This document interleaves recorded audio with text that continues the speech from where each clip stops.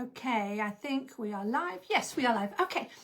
Hello, everybody, and welcome to your next installment of Wine-Free Wednesday. Right? This is your weekly dose of a moment to pause and get some practical support in your journey to drink less. And if you are following along, I absolutely recommend that you make Wednesday the day of the week when you go alcohol free, right? It doesn't matter where you are, if you're just beginning, if you've been trying this for a while, the tools that I give in these mini sessions are there to help support you in that. Now, before I go any further, I want to say, because Facebook has a new policy where they pull the live videos down after 30 days, what I'm doing each week is I am saving these recordings and I'm posting them over on YouTube. So if you go to my YouTube channel, 90 Days Later with Anna Charles YouTube channel, and subscribe there, you will get access to all of these learnings. So they are there for you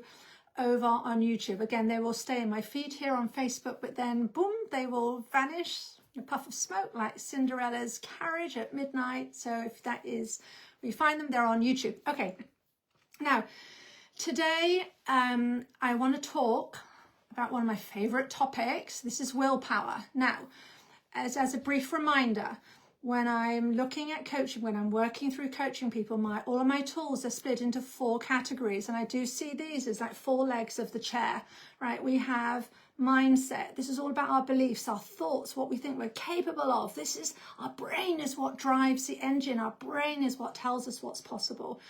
And then we have skills. We learn skills. This is the skills building thing that we're doing here, right? This is not about some character flaw. You're just learning skills. You have taught yourself to become a very good drinker if you're listening to this, and I'm teaching you the skills to learn something different, to learn how to drink less.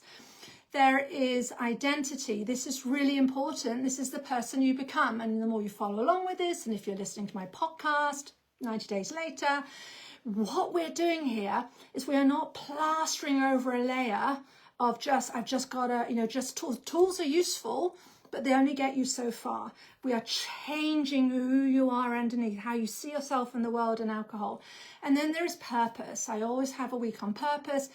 You don't hear about this so much, but this is the why. Why do we drink? This is when we get to the purpose.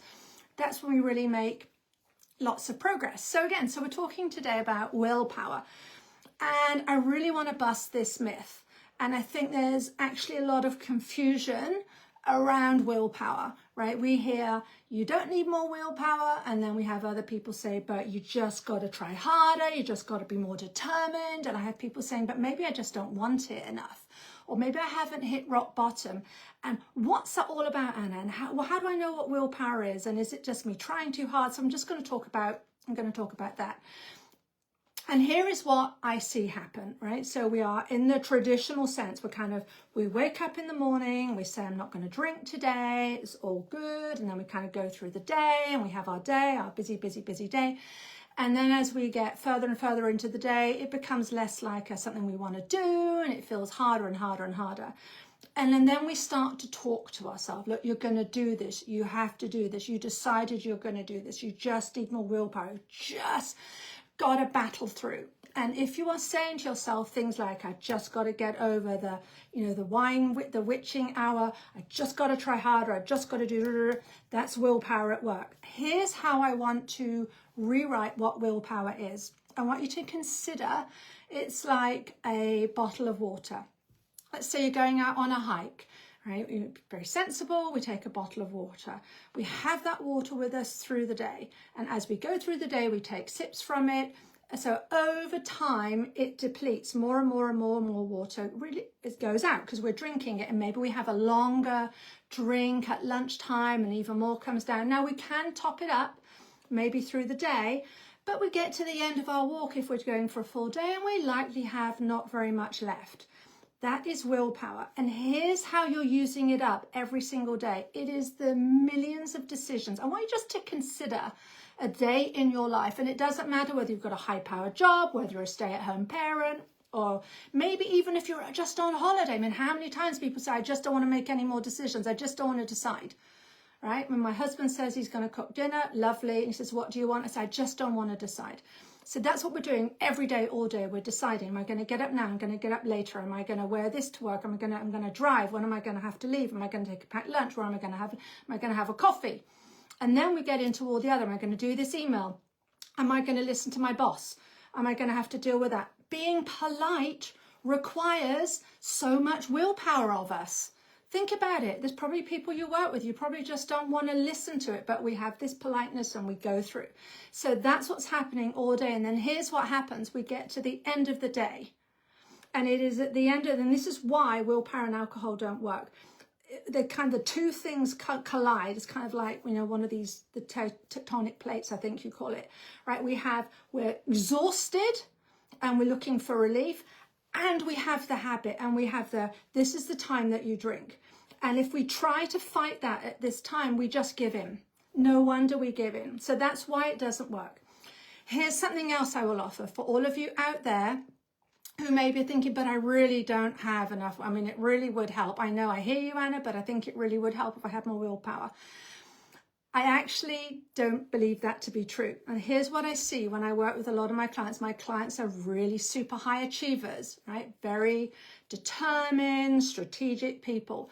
Those who show up with lots of willpower, who are able to willpower the way they often have used that, because they're just really, I can do this, I can do this. If we operate in that way around alcohol, it disguises what's happening underneath. This is why maybe you can power your way through 1 week, 2 weeks, 3 weeks, a month. I've had a client who told me he powered through a year of being alcohol free. But when it got to the 31st of December, he was right back at it because his brain had always been, I've just got to wait until I can have it. That's willpower, right? That is not an identity change. So I want you to see from this that this is not some character flaw, that if you don't have it, I want you to offer that if you do have a lot of willpower, try and ease off on it, right? Don't power your way through. Willpower, by the way, is a really useful thing that we have in our lives. It's a very useful thing that we can use for tasks, one-off tasks that we have to do now and then. Things like filing the accounts. Don't like filing the accounts.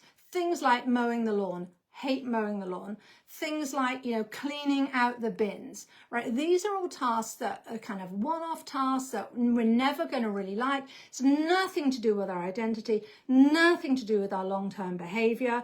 And we just, all right, we're going to tidy the garage. Okay, we're just going to tidy the garage today. We're just going to power our way through.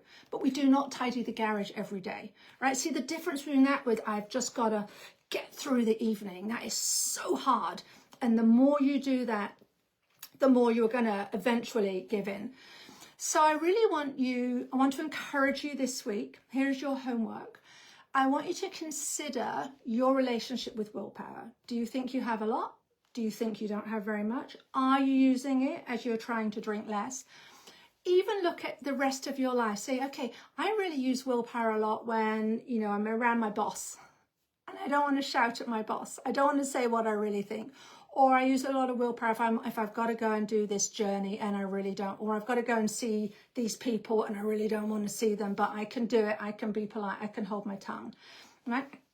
This is how because I want you to start to understand how you are operating, how you are showing up. As I said, because there's so much confusion around this. And if you are willing, when you are able to just drop any pretense that we need more willpower, we need to be a whole lot more determined, and we just got to do it.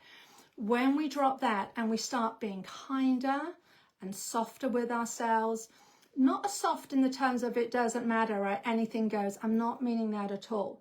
But that we are not going to be fighting ourselves. When you let that drop, here's what happens. It feels a whole lot nicer. Right? It feels a whole lot more accessible and you're going to be willing to show up more. That's why this is so important, because when you fight yourself to the result, it's going to be very hard to keep that result. So if you willpower your way to 5 alcohol-free days every week, that's only going to last so long. And any of you with failed promises behind you and failed attempts at doing this, that's exactly why that happened. So let me see if there's anything else happening that I wanted to talk about here. Yeah, I just to mention, there was one of my clients who had come in with lots of willpower. She said when we went through and worked through this, she said now she understood why she felt kind of Jekyll and Hyde, right? So she could be really, really good throughout the day and then kind of just anything went in the evening because she was just exhausted. And then when we saw that, again, this is not a character flaw. This is something, this is a skill. This is something you can learn, which is just the most amazing thing. So here's my question to you. As I said, I want you to learn and inspect yourself on your willpower. And if anybody wants to drop their comments up, that's great, and I'll answer that. But when does your willpower feel the lowest? When are you at your lowest ebb? And I want you to consider, if that's your lowest ebb, if that then coincides in any way with when the habit cycle is on, right, which would be the evening for most of my clients, you can see why this becomes a very harsh, difficult time. But if we're able to then just drop that need to be really hard on ourselves and know that we are in a habit, and then we just then tackle the habit in a much more compassionate way, that's when the beauty starts to happen. So if anybody wants to drop any comments while you're here live, afterwards, if you want to drop them in the I guess it's under the post, I read them all. I will respond to them. So again, this isn't about gritting teeth. This isn't about discipline. This is about getting to know yourself. So I really want you to get curious about your willpower. And I also wanted to let you all know, I have decided I'm playing with the idea of running a drinkless summer camp this summer from the 1st of July until the 12th of August.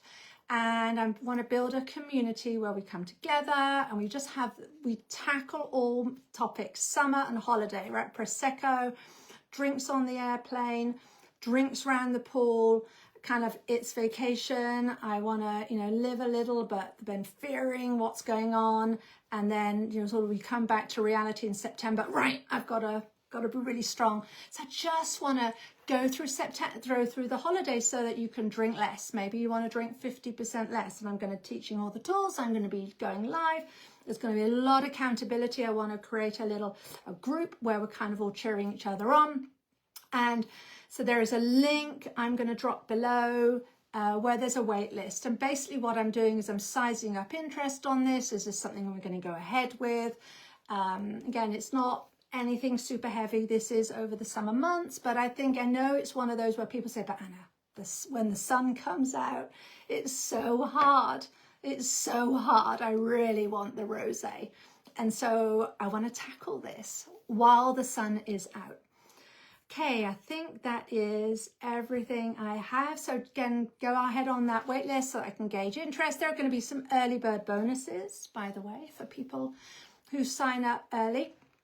And it'll be fun. So again, this was your wine-free Wednesday, your 15 minutes to just pause and reflect and learn some new skills.